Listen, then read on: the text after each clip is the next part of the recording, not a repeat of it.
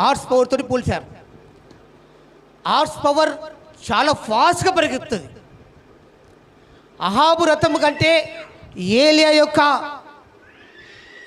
పరిగెత్తడం ఫాస్ట్గా అయిపోయిందట. అంటే లోకస్తుల కంటే ముందుగా నువ్వు పరిగెత్తా అంటావు. దేవుడు నిన్ను బలపరిచినప్పుడు నువ్వు ఈజీగా నీ యొక్క రీచ్ అవుతావు. నీ యొక్క డెస్టినీ, నీ గమ్యానికి నువ్వు రీచ్ అయిపోతావు. హల్లెలూయా. ఇన్ని దినాలు నువ్వు ప్రయాసపడ్డకోవచ్చు. చూడండి, ఇన్ని దినములు దేవుని హస్తం ఏలియా మీద ఉన్నట్టు మనం చూస్తలేము. ఏలియాని దేవుడు పోషించిండు, ఏలియాతో దేవుడు మాట్లాడిండు.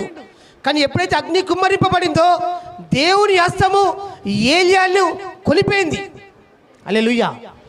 నీవు ఎప్పుడైతే పరిశుద్ధాత్మగ్నితో నింపబడతావో ఆయన నిన్ను కమ్ముకుంటాడు. అంతా కూడా కమ్ముకొని దేవుని ఆధీనంలో ఉండిపోతావు.